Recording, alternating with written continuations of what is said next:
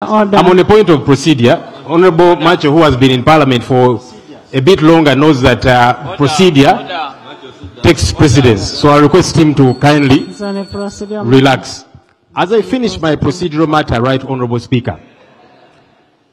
this very government official was summoned by the Defense Committee of Parliament. Honorable Speaker, this House operates through committees. And you are custodian of these committees as our leader. And when this committee summoned the Chief of Defense Forces, he said, I will not appear before those clowns. Members of Parliament, these ones whom you lead, Right Honorable Speaker, were called clowns. And the clowns, as he called them, decided to leave the man alone out of fear. Because I had expected that that would be a very serious issue, which the committee would raise. Thank you. Even before yourself, because I don't know, Right Honorable Speaker, if you lead clowns, and I don't know what that would make you if you are the leader of clowns. Right Honorable Speaker, we want to know, are there people who are above the law? Why does a government official who is paid from the consolidated fund continue to operate as if for him he is above the law and it is okay? It is not okay, and I would like to beseech you, Right Honorable Speaker, as our leader,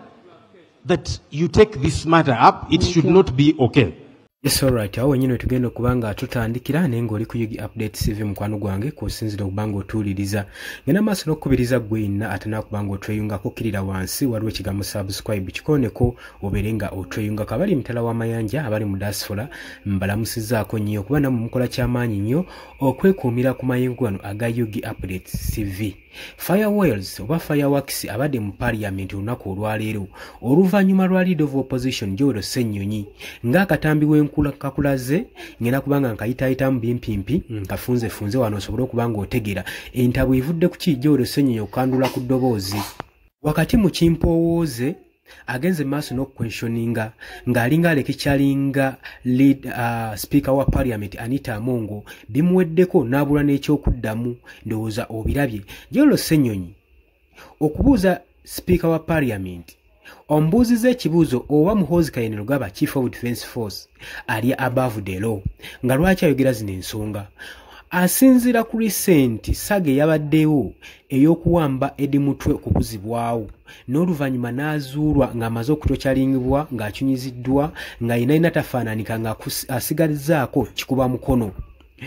Twabiraba bulungi nnyo embeera eyo yasaturatinga ku social media ku mikutu gyonna okubanga kiraga obutali bumativu saako n'engeri Chief of Defense Force gye yeeyisaamu ku bannayuganda naddala kwabo abali ku ludda oluvuganya gavumenti ya kitaawe eya Mwami Yoweri Kaguta Museveni. Kakati wano Joel Ssenyonyi wazinzidde okubanga abuza speaker wa parliament Anita Amongo ng'ayagala amubuulire ddala ye Muhoozi Kainerugaba ali above the law, ali waggulu w'amateeka tegamukwatako, amateeka tegamufuga. Constitution gye tutambuliramu wane waffe ndala nnyo kubaabo abali mu bitongole eby'amagye ba high ranking officers constitution ezibatwala ndala nnyo kuzaffe ba civilian abali mu nsi yaffe Uganda. Agenze maaso n'omukweshoninga wabula ng'amugamba nti twetaaga otuddemu tukitegeere kubanga twalabako Parliamentary Committee Board gye buyise emabega ng'esamonalinga gwena maaso n'okukoowoola Chief of Defense Force ono Muhoozi Kainerugaba ng'era Committee Board yali etudde ng'eyagala musoyasoya kajojjeji w'ebibuuzo annyonnyole ku ebyo ebikola byagenda maaso n'okukola omuli okuwamba, omuli okucunya, omuli okutiisatiisa abali ku ludda oluvuganya gavumenti saako n'amawanga agatuliraanyewo okutattana diplomatic relation wakati w'eggwanga Uganda n'amawanga ag'ebunaayira. Newankubadde yatumizibwa, yasomanulingibwa, yakoowoolebwa, General Muhoozi Kainerugaba teyalabikako mu Parliamentary Committee Board wabula yasindikayo deputy we ye yamukiikirira ye n'oluvannyuma n'ayamuka eggwanga n'alyabulira. Kirenda ekikola Joel Ssenyonyi kyagezaako okwogera n'agamba nti nno yayitibwa Parliamentary Committee Board ye netula mu Parliament. It's a big board era weeba ekuyise omanya ensonga ya ddala era eri serious.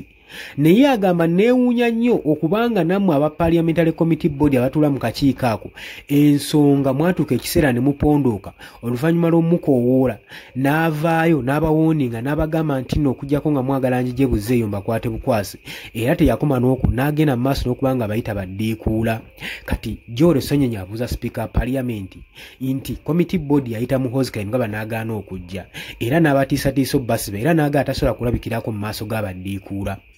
ng'aba members aba parliament abaali bamuyise bamukoowodde omuwozesa ku ebyo byagenda maaso n'okupostinga ku mikukulo gya social media n'ebikola byagenda maaso n'okukola kati abuuza ddala right honorable speaker ddala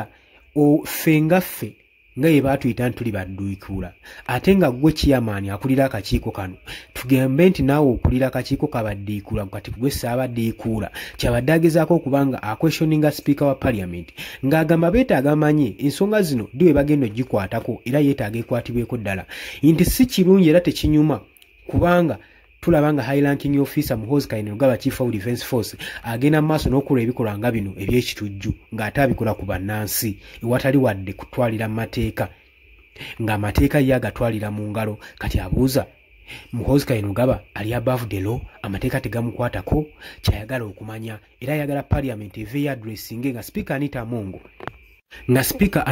wa parliament y'eggwanga Uganda avaayo kujja okunyonyola eggwanga ddala Muhoozi Kayinungaba mutaani wa Momyori Kaguta Museveni chief of defense force ddala ali above the law ali waggulu w'amateeka ye tegamukwatako tegamufuga kubanga agamba nti eno embeera twalabye nawe sinakugamba naye kennyini wakyerabiddeko ng'alina kuliko n'obujulizi obulumika Muhoozi Kayinungaba nga busobola okuba nga bumukwata saako n'ebyo ebitongole byonna ebivunaanyizibwa ku human rights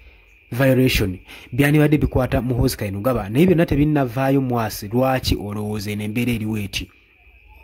so nga n'embeera eno gye bamulumiriza eriko n'obujulizi gye buvuddeko jjojjuuzi nga bwe yalangirira waagenda okuba nga ate ebifaananyi bya